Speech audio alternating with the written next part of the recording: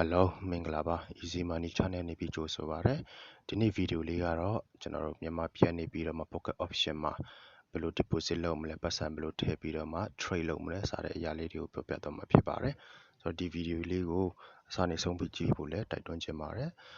subscribe မလုပ်ရသေးဘူး like မလုပ်ရသေးဘူးဆိုရင်လည်းဒီမှာ subscribe တစ်ခါလေးလုပ်ပေးဖို့လည်းတောင်းဆိုချင်ပါတယ်အဆုံးမှာစိတ်ဝင်စားစရာကောင်းတဲ့ bonus လေးလည်းပေးရရှိပါတယ်trader တွေအနေနဲ့အများလိုအပ်နေတဲ့ကျွန်တော်ဒီ business calendar ပေါ့နော် business new သတင်းချက်လက်တွေကြီးတဲ့နီးဖြစ်တဲ့နီလန်းလေးတွေကိုလည်းပြောပြသွားမှာဖြစ်ပါတယ်မိတ်ဆွေအနေနဲ့ငွေကြေး trading လုပ်တဲ့အရာတွေ currency trading လုပ်တဲ့အရာတွေ binary စတဲ့ trading လုပ်တဲ့အရာတွေစိတ်ဝင်စားရဆိုရင်တော့ကျွန်တော် channel လေးကို subscribe လုပ်တော့ဖို့လည်းထပ်မံတောင်းဆိုချင်ပါတယ်ဒီနေ့ကနေပဲ subscribe လုပ်ပေးကြတဲ့မိတ်ဆွေတို့ကိုလည်းကျေးဇူးတင်ကြောင်းပြောချင်ပါတယ်ဒီနေ့ကတော့ pocket option လေးနဲ့ကျွန်တော်တို့ဒ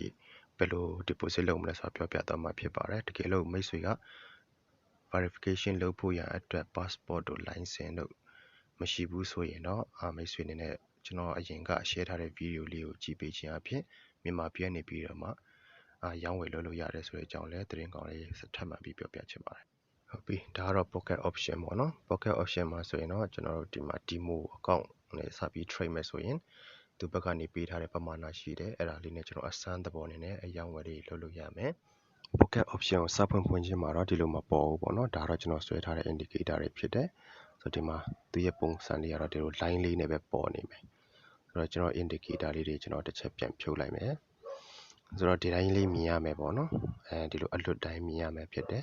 ဆိုတော့အဲ့ရနေပြီးတော့မှကျွန်တော် trading လုပ်ဖို့ရန်အတွက် candlestick ဖျောင်းတိုင်းအတန်လေးတွေပြောင်းမယ်ဆိုဒီမှာပြောင်းရမယ်ပြီးတော့မှကျွန်တော်ဒီဖျောင်းနိုင်တွေအချိန်ပေါ့နော်ဖျောင်းတဲ့တတိုင်းရဲ့အချိန်ဒီမှာ10မိနစ်ဆိုရင်10မိနစ်2မိနစ်5မိနစ်စသဖြင့်ရှိတယ် 2m ဆိုရင်2မိနစ်ကိုပြောချင်တာဖြစ်တယ်ဆိုတော့ဒီမှာကတော့ timer လေးတွေ့ရမယ်အဲ့မှာကျွန်တော် timer လေးလိုချင်တယ်ဆိုတော့အဲ့မှာ setting မှာသွားဖွင့်ရမယ်ပေါ့နော်အဲ့လိုဖွင့်ရတာဖြစ်ပါတယ်ဒီ timer လေးကတော့ဒီဖျောင်းနိုင်တတိုင်းရဲ့ဘယ်ချိန်မှာကုန်ဆုံးသွားမလဲနောက်ထပ်ဖျောင်းနိုင်အသစ်ပေါ်လာမယ့်အချိန်ကိုပြောပြချင်တာဖြစ်ပါတယ်ဟုတ်ပြီဒါပြီးပြီဆိုရင်တော့ကျွန်တော်ဒီမှာ indicator တွေကိုဒီဘက်မှာရှိရနှိပ်ပြီးတော့မှဝင်ရမယ် indicator လည်းအများကြီးပေးထားတယ်ပေါ့နော်ကျွန်တော်အသုံးတည့်တဲ့ indicator လေးတွေနဲ့ကျွန်တော်သုံးရမှာဖြစ်တယ်ပြီးရင်တစ်ဖက်မှာကျွန်တော်ဒီဘက်မှာဆိုရင်တော့line ဆွဲဖို့လေးပေါ့နော်ကျွန်တော်ဒီ support and resistance ဆွဲတဲ့ဟာတွေဖြစ်တယ်ပြီးတော့မှကျွန်တော် trends တွေကိုသိချင်တယ်ဆိုရင်လည်းဒီမှာ trends လေးတွေကိုနှိပ်ပြီးတော့မှကျွန်တော် line လေးတွေကြည့်လို့ရပါတယ်ဒီပုံစံနဲ့ကျွန်တော် market ကို analyze လုပ်လို့ရပါတယ်ကျွန်တော်ဒီမှာ pocket option ကြိုက်တဲ့ຢာကတော့ဒီမှာ timer လေးတွေနဲ့ပြီးဒီဘက်ကဟာကျတော့ကျွန်တော်ဒီအချိန်လေးတွေပြောပြီးတော့မှကျွန်တော်ရွေးယူရတဲ့ဟာလေးဖြစ်တယ်ဒီအချိန်ကတော့အတိကကျွန်တော်တို့ရောင်းဝယ်လုပ်တဲ့အချိန်ကိုပြောချင်တာဖြစ်တယ်2မိနစ်ဆိုရင်2မိနစ်အတွင်းမှာကျွန်တော်အရောင်းဝယ်လုပ်တဲ့အချိန်အကုန်ဆုံးသွားမှာဖြစ်ပါတယ်ဒီမှာဥပမာအနေနဲ့ဖျောင်းနိုင်လေးကိုကြည့်မယ်ပေါ့နော်ဒီဖျောင်းနိုင်လေးကအောက်မှာသွားတယ်ဆိုတော့ဖျောင်းနိုင်အသစ်ထွက်လာတာနဲ့သူကဒီမှာဆိုရင်ကျွန်တော် timer ကို2မိနစ်ထားတဲ့အတွက်ကြောင့်2မိနစ်မှာအကုန်ဆုံးသွားမယ်ဒါမဲ့ဒီမှာဖျောင်းနိုင်ကိုတော့ကျွန်တော်10မိနစ် candlestick နဲ့ထားထားတာဖြစ်တယ်ဟုတ်ပြီဒါဆိုရင်ကျွန်တော်ဒီမှာဆက်ကြည့်မယ်ဒီဘက်မှာဆိုရင်တော့ကျွန်တော်ဒီမှာသူရဲ့ trading ပေါ့နော် trading အတွက်ကကြတော့ကျွန်တော်ဒီမှာ platform လေးတွေသူကပေးထားတာဖြစ်တယ်ကျွန်တော်တို့ demo နဲ့အစမ်း trade မလားဒါမှမဟုတ်တကယ်ပတ်စံနဲ့ရောင်းဝယ်စားလုပ်တော့မလားဆိုတဲ့ဟာကိုရွေးလို့ရတယ်ဒါမဲ့ကျွန်တော်ဒီကနေ့ကတော့ကျွန်တော် deposit အကြောင်းပြောတော့မှာဖြစ်တဲ့အတွက်ကြောင့်မလို့ဒီမှာ deposit ဆိုတဲ့နေရာကိုကျွန်တော်သွားဖို့ရန်အတွက် finance ဆိုတဲ့ဟာကိုသွားလို့ရတယ် finance ကနေလည်းသွားလို့ရတယ်လို့ကျွန်တော်ဒီဘက်မှာလူပုံပေါ်နေတဲ့နေရာလေးကနေလည်းနှိပ်လို့ရတာဖြစ်ပါတယ်ဟုတ်ပြီဒီလိုပုံစံလေးပေါ်လာမယ်ပေါ့နော်ဆိုတော့ဒီမှာကျွန်တော် deposit ကိုဝင်နိုင်မယ်ဆိုရင်တခါတည်းသူက real account ဆိုတဲ့တကယ်ကျွန်တော်ရဲ့ account စစ်တီကိုတော့ဝင်သွားမှာဖြစ်တယ်ဟုတ်ပြီဒီလိုလေးပေါ်လာမယ်ပေါ့နော်ဒီလိုပေါ်လာတဲ့အခါမှာတော့ဒီမှာ master card တွေရွေးလို့ရမယ်ပြီးရင်တခြား option တွေအများကြီးပေးထားတယ် bitcoin စတဲ့နာမည်ကြီးတဲ့ဟာရှိမယ်ပြီးရင် e-wallet လေးတွေပေးထားတာဖြစ်တယ်ဒီဘက်မှာ perfect money ရှိတယ်ပေါ့နော်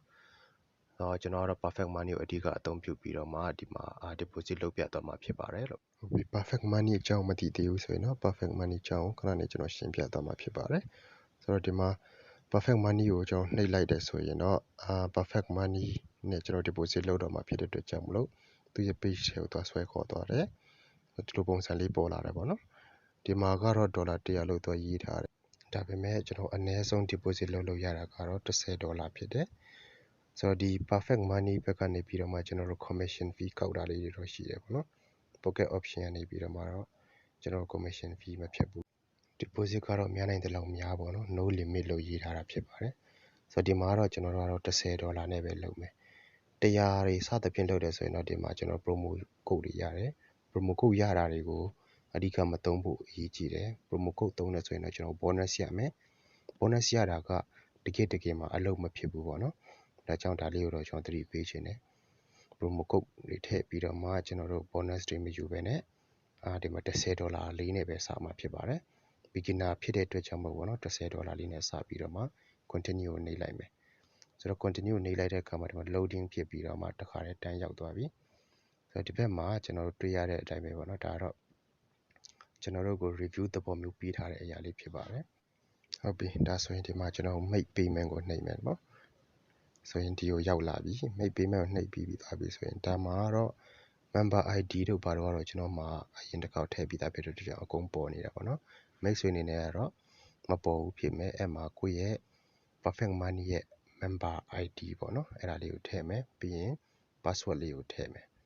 ထည့်ပြီးပြီဆိုရင်တော့ဒါကကျွန်တော်ပြည့်စုံသွားပြီပြီးပြီဆိုရင်ကျွန်တော်တင်မှာပေါ့နော်အောက်မှာကျွန်တော်တွေ့ရမယ်ဒါကတော့ security code ပေါ့နော်သူတို့ပေးထားတဲ့ဟာလေးကိုကျွန်တော်ထည့်ရမယ် number လေးပဲဖြစ်တယ်ဆိုတော့ဒီမှာဆိုရင်တော့023127ပေါ့နော်ဒါလေးကိုကျွန်တော်မှတ်အောင်တော့ရိုက်ထည့်ပြီးပြီးရင်ကျွန်တော်ဒီမှာ payment ကိုကျွန်တော်နှိပ်လိုက်မယ်ပေါ့နော်ဆိုတော့ဒီဟာကိုနှိပ်ရမှာဖြစ်ပါတယ်ဆိုတော့တစ်ချက်နှိပ်လိုက်မယ်ဆိုတော့ဒီမှာကတော့ဘာကိုတောင်းထားလဲဆိုတော့ကျွန်တော်တို့ရဲ့ security code ကိုတောင်းထားတယ်ဒီမှာကျွန်တော် perfect money ကိုစပြီးရှောက်တဲ့ချိန်မှာလုပ်တဲ့ Gmail account ကိုတွားပြီးတော့မှ message ကြလာတဲ့ဟာမှာတွားကြည့်ရမှာဖြစ်တယ်အဲ message ထဲက code ကိုတော့ကျွန်တော်မပြတော့ဘူးပေါ့နော်အဲ message ထဲကကြလာတဲ့ pin code လေးတွေကိုကျွန်တော်ယူပြီးတော့မှဒီထဲကိုထည့်ရမှာဖြစ်ပါတယ်ဆိုတော့ကျွန်တော်ဖုန်းထဲကနေယူပြီးတော့မှထည့်နေတယ်ဟုတ်ပြီဆိုတော့ဒီကအချိန်လေးတော့သူပေးထားတယ်ပေါ့နော်ဒီမှာဆိုရင်31စက္ကန့်ဟုတ်ပြီဆိုတော့စက္ကန့်ပိုင်းလေးပဲကျန်တော့တယ်ကျွန်တော်မှာဒီ code လေးကိုဒီထဲကိုရိုက်ထည့်လိုက်မယ်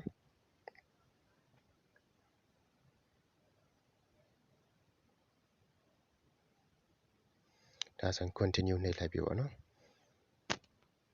okay continue နှိပ်လိုက်ပြီဆိုတော့ဒီမှာကျွန်တော်တို့ဒီမှာ payment fee လေးတော့ရှိတယ် payment fee က 1.90% ပေါ့နော်$10မှာအဲ့လောက်လေးတော့ဖြတ်သွားမှာဖြစ်ပါတယ်ဟုတ်ပြီဒါဆို payment confirm ကိုကျွန်တော်နှိပ်လိုက်မယ်ဒါဆိုရင်တော့ကျွန်တော် payment confirm သွားပြီ payment complete ဖြစ်သွားပြီဆိုတော့ကျွန်တော် continue ထည့်နှိပ်လိုက်ပဲပေါ့နော်ဆိုတော့ဒီ payment ကတော့ instant ဖြစ်တယ်ပေါ့နော်ကျွန်တော်လုံးဝ instant ဖြစ်တယ်တခါနှိပ်လိုက်တာနဲ့ချက်ချင်း payment ကရောက်ပါတယ်ဆိုတော့ဒီမှာကျွန်တော် login ပြန်တောင်းတဲ့အတွက်ကြောင့်မလို့ကျွန်တော်ဒီမှာ login ပြန်ပြီးဝင်ရမှာဖြစ်ပါတယ်ဟုတ်ပြီခုလို verify account မျိုးနဲ့ကျွန်တော်မလုပ်ချင်ဘူးမြန်မာပြည်ကနေဘာမှမရှိထားဘူး passport တွေရင်မောင်းနိုင်စင်မရှိထားဘူးဆိုရင်တော့အရင်ကကျွန်တော်ရှင်းပြထားတယ် binary.com ရှိပါတယ်လို့ဒီ binary.com video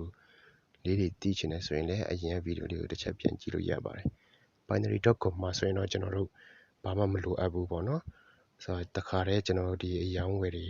လုပ်လို့ရမယ်တခါတည်းကျွန်တော်ပတ်စံကို deposit လုပ်ပြီးအရောင်းဝယ်လုပ်လို့ရတာဖြစ်ပါတယ်ဒါကတော့ perfect money ပေါ့နော် perfect money ဒါကျွန်တော်အရင် login ဝင်ထားလို့ကျွန်တော်ဒီမှာ member ID တွေရှိတာဖြစ်တယ်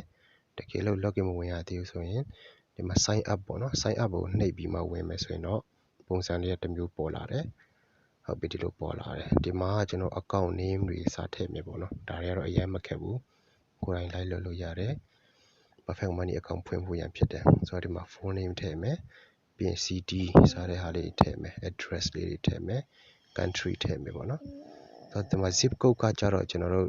နေတဲ့နေရာရဲ့ zip code ကိုထည့်ရမှာဖြစ်ပါတယ်ဥပမာရန်ကုန်မှာဆိုရင်ဘယ်မြို့နယ်မှာနေလဲမန္တလေးဆိုဘယ်မြို့နယ်မှာနေလဲဆိုတော့ zip code လေးကိုကျွန်တော် Google မှာရှာပြီးတော့မှရိုက်ထည့်လိုက်လို့ရပါတယ်ဒါဆိုရင်ဒီမှာ email ထည့်ပြီးပြီဆိုရင်တော့ဖုန်းမှာတော့ကျွန်တော်တခါတည်းဖုန်းကိုမထည့်သေးဘူးဒါကတော့ verification လုပ်တဲ့အခါမှာလိုအပ်တဲ့ဟာဖြစ်တယ်ဆိုတော့ personal ဆိုပြီးနှိပ်မယ်ပြီးရင် password ရိုက်ထည့်မယ်နှစ်ခါရိုက်ထည့်မယ်ပေါ့နော် password ကတော့ကျွန်တော် strong ဖြစ်လေအကောင်းဆုံးပဲဖြစ်တယ်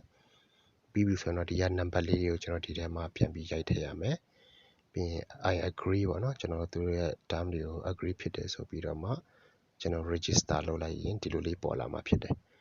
ဆိုတော့ဒီမှာ member ID တို့ဘာတို့တော့ပေါ်လာမှာမဟုတ်ဘူးဆိုတော့အဲ့ member ID ကတော့ ဘယ်ကနေရမလဲဆိုတော့ဒီ perfect money ကနေပြီးတော့မှ email ပို့လာတဲ့အထဲမှာရှိမယ်သူက email နှစ်ဆောင်ပို့တယ်အဲ့ထဲမှာကျွန်တော်တို့သွားကြည့်ပြီးတော့မှ member ID ကိုယူမယ် UPM member ID ကိုဒီထဲမှာထည့်မယ်ပြီးရင်ကျွန်တော်တို့ရဲ့ password တွေအားလုံးကိုရိုက်ထည့်ပြီးပြီဆိုရင်ဒီမှာရှင်း number လေးတွေရိုက်ထည့်ပြီးတော့မှကျွန်တော်ဝင်သွားမယ်ဆိုရင်တော့ဒါ perfect money account ဖွင့်နည်းလေးဖြစ်ပါတယ်ဒါဆိုရင်ကျွန်တော် pocket option ကိုတစ်ချက်ဝင်ကြည့်အောင်ပေါ့နော်ကျွန်တော် login ဝင်မယ်ဆိုရင်ကျွန်တော်တို့ခုနကတော့ပတ်စံထည့်ထားတဲ့ဟာတကယ်ဝင်မဝင်ဆိုတာကိုကျွန်တော်တွေ့ရမှာဖြစ်ပါတယ်ဆိုတော့ဒီမှာကျွန်တော်ဒီအလေးကိုနှိပ်မယ်ပေါ့နော်နှိပ်ပြီးပြီဆိုမှပဲကျွန်တော် login ဝင်လိုက်မယ်ဟုတ်ပြီ login လုပ်သွားပြီဆိုတော့စိတ်ဝင်စားစရာတော့ကောင်းတယ်ကျွန်တော်ပတ်စံတစ်ခါလေးရောက်မရောက်ဆိုတော့တစ်ချက်လေးကြည့်လိုက်ရအောင် okay ဒီမှာကျွန်တော်ပတ်စံတစ်ခါလေးရောက်တယ်ဆိုတော့ကျွန်တော်တွေ့ရတယ်ပေါ့နော်ဒီလိုဆိုရင်မိတ်ဆွေလည်း pocket option မှာ deposit ပတ်စံကိုထည့်နည်းကိုလောက်တတ်သွားမယ်လို့ကျွန်တော်ယုံကြည်ပါတယ်တကယ်လို့မေးချင်တာရှိတာမသိတာရှိတာမရှင်းတာရှင်းကျွန်တော်မေးလို့ရပါတယ်okay ဒါဆိုရင်ကျွန်တော်ဆက်ပြီးတော့မှဒီဘက်မှာကျွန်တော်ရဲ့ bonus လေးကိုကျွန်တော်ပြောပြသွားမယ်ကျွန်တော် trading လုပ်တဲ့အခါမှာဘယ်လို trading လုပ်တယ်လဲကျွန်တော်ဘယ်သတင်းချက်လက်တွေကိုကြည့်တယ်လဲဆိုတာလေးကိုကျွန်တော်ပြောပြသွားမှာဖြစ်ပါတယ်ဆိုတော့ဒီမှာကျွန်တော်တို့ဒီ search bar လေးမှာသွားပြီးတော့မှ investing.com ဆိုပြီးရိုက်ချလိုက်ပါတော့ investing.com လို့ကျွန်တော်ရိုက်ချလိုက်တယ်ဆိုရင်တော့ဒီလိုမျက်နှာလေးပေါ်လာမယ်ပေါ့နော်ဒါ investing.com ဖြစ်တယ်ဒီမှာကျွန်တော်သတင်းချက်လက်တွေကြည့်ချင်တဲ့အခါမှာတခြားဟာလေးတွေကိုတော့ကျွန်တော်ဒီတိုင်းအသာထားလိုက်ပြီးတော့မှအဓိကနေရာလေးကိုကျွန်တော်သွားမယ်ပေါ့နော်ဟုတ်ပြီဒီမှာကျွန်တော်အဓိကသွားမှာတော့ tools ဖြစ်တယ် tools ထဲမှာကျွန်တော်သွားပြီးတော့မှဒီမှာတွေ့ရတယ်မှာ economic calendar လေးကိုကျွန်တော်နှိပ်မယ်ပေါ့နော် economic calendar နှိပ်လိုက်တဲ့အခါမှာဒီလိုစာမျက်နှာဘက်ကိုပြန်ပေါ်လာတယ်ဟုတ်ပြီဒီမှာပေါ်နေတဲ့ဟာလေးရဲ့ time ပေါ့နော်သူရဲ့အချိန်ကြတော့ကျွန်တော်တို့ရဲ့မြန်မာပြည်ရဲ့အချိန်မဟုတ်ဘူးပေါ့နော်မြန်မာပြည်ရဲ့အချိန်ကိုကျွန်တော်တို့ပြန်ပြီးရွေးပေးရမှာဖြစ်ပါတယ်မြန်မာပြည်ရဲ့အချိန်ကိုဒီနားလေးမှာကျွန်တော်တို့အချိန်ကိုရွေးမယ်မြန်မာပြည်ကတော့ရန်ကုန်လို့ပဲတော့ပြောထားတယ်မြန်မာလိုမပေါ်ပဲနဲ့ကျွန်တော်ထိုင်းမှာသွားရွေးတဲ့အခါမှာ +6 6ခွဲပေါ့နော် +630 ပေါ့အဲ့ဒါလေးကိုကျွန်တော်ဒီမှာရအောင်ရှာမယ်ဟုတ်ပြီ +630 မှာဒီမှာရန်ကုန်လို့တွေ့ရမယ်ဒါနှိပ်လိုက်ရင်တော့ကျွန်တော်တို့ရဲ့မြန်မာပြည်အတိုင်းမြန်မာပြည်အချိန်အတိုင်းပြတယ်ဆိုတော့ကျွန်တော်မြန်မာပြည်အချိန်ကြည့်တဲ့အခါမှာ news အနေနဲ့ဘာမှမရှိဘူးသတင်းဘာမှမရှိဘူးပေါ့နော်ဒီမှာ euro ရဲ့သတင်းလေးကိုကြည့်မယ်ဆိုရင်တော့ 2 star ဖြစ်နေတယ်ဆိုတော့ကျွန်တော်တကယ်ရှောင်ရမယ့်အချက်လက်ကတော့ဒီမှာ3 star ဖြစ်နေတယ်ဆိုရင်အဲ့ဒီဒေါ်လာအဲ့ဒီ euro ကိုကျွန်တော်ရှောင်ရမယ်တော့ဥပမာ euro ပဲဖြစ်ဖြစ်ဒေါ်လာပဲဖြစ်ဖြစ်သူ့မှာသတင်းရှိနေတဲ့အတွက်ကြောင့်မလို့ပေါ့နော်သူ news ရှိနေတဲ့အတွက်ကြောင့်မလို့ဒီမှာကျွန်တော်2 star ပဲဆိုကိစ္စမရှိဘူးဒါပေမဲ့3 star ဖြစ်နေခဲ့တယ်ဆိုရင်တော့အဲ့ဒီ pair ကိုကျွန်တော်ရှောင်ပြီးမှ trading လုပ်ဖို့ရန်ဖြစ်ပါတယ်ဆိုတော့တခြားဟာလေးနဲ့ကျွန်တော်စမ်းကြည့်မယ်ပေါ့နော်တခြားဟာနဲ့စမ်းကြည့်မယ်ဆိုတော့ဒီမှာလည်းတခြားအချက်တွေသိမတွေ့ရဘူးဆိုတော့နောက်ထပ်တစ်ခုကျွန်တော်ရှာကြည့်အောင်ဟုတ်ပြီဒီမှာဆိုရင်တော့သတင်းတွေအများကြီးတွေ့ရတယ်ပေါ့နော်အဓိက1 star နဲ့2 star မှာကျွန်တော်အယောင်းဝယ်လုပ်လို့ရတယ်ဒါပေမဲ့3 star ဖြစ်နေတယ်ဆိုတော့အယောင်းဝယ်မလုပ်တာအကောင်းဆုံးဖြစ်ပါတယ်အချိန်လေးတွေကြည့်ပြီးတော့မှသတင်းတွေကြည့်ခြင်းအပြင်အယောင်းဝယ်ကိုအကောင်းဆုံးလုပ်နိုင်တဲ့သူတွေဖြစ်ကြပါစေလို့ဆုမွန်ကောင်းတောင်းပေးပါတယ်ဆိုတော့ကျွန်တော်ဗီဒီယိုလေးကိုကြိုက်နေတတ်တယ်ဆိုရင်တော့ subscribe လေးလုပ်ပြီးတော့မှနောက်ပိုင်းမှာလည်းကျွန်တော်တစ်ပတ်ကိုဗီဒီယိုတစ်ခုကျွန်တော်အားသလိုဗီဒီယိုလေးတွေတင်ပေးပြီးတော့မှမြန်မာပြည်ကနေပြီးတော့မှဘယ်လို trade မလဲဘယ်လိုအယောင်းဝယ်လုပ်မလဲသူရဲ့ indicator လေးဘာလေးတွေသုံးမလဲစတဲ့အရာလေးတွေစိတ်ဝင်စားတယ်ဆိုရင်ကျွန်တော်အနေနဲ့ဒါလေးတွေဆက်လက်ပြီးတော့မှတင်ပြသွားမှာဖြစ်ပါတယ်ဒီဗီဒီယိုမှာမရှင်းတာလေးတွေရှိတယ်ဆိုရင်လည်းမိတ်ဆွေအနေနဲ့ comment မှာပဲဖြစ်ဖြစ်ကျွန်တော်ကိုမေးမြန်းသွားလို့ရပါတယ်ကျွန်တော် comment တစ်ခုချင်းစီကိုဖတ်ပြီးတော့မှအရောက်ချင်းစီတိုင်းကိုတေချာပြန်ပြီးဖြည့်ပေးသွားမှာဖြစ်ပါတယ်အဆုံးထိကြည့်ပြီးတော့အထူးပဲကျေးဇူးတင်ပါတယ်နောက်ဗီဒီယိုမှာပြန်ဆောင်ကြရအောင်ကျေးဇူးပါ